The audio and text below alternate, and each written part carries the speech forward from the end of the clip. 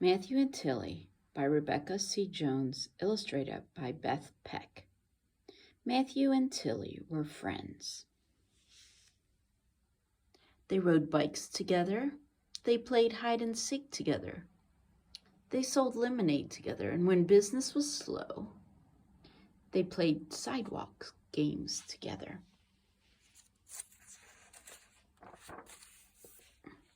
And sometimes they ate ice cream cones together. Once they even rescued a lady's kitten from a tree together.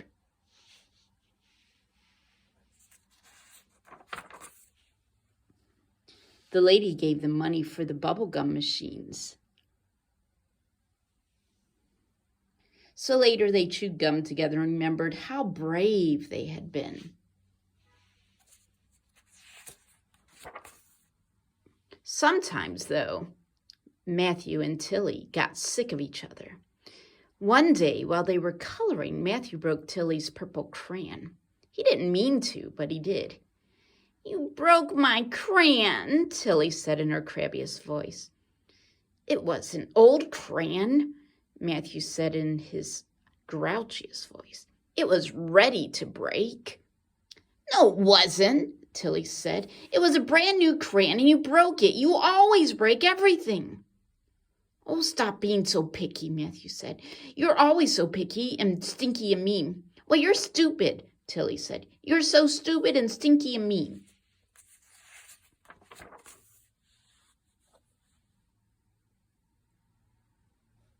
Matthew stomped upstairs by himself. Tilly found a piece of chalk and began drawing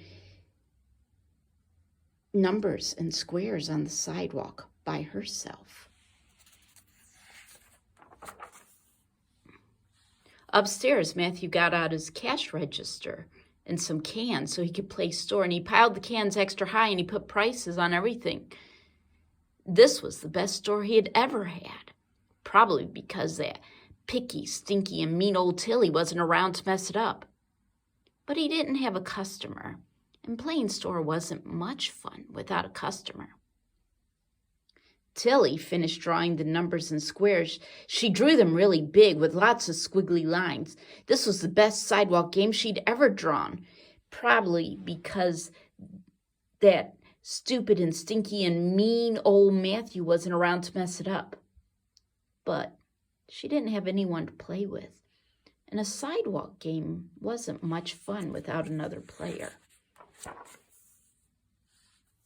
Matthew looked out the window and wondered what Tilly was doing, and Tilly looked up at Matthew's window and wondered what he was doing. She smiled just a little, and that was enough for Matthew. "I'm sorry," he called. "So am I," said Tilly. And Matthew went downstairs so they could play together again.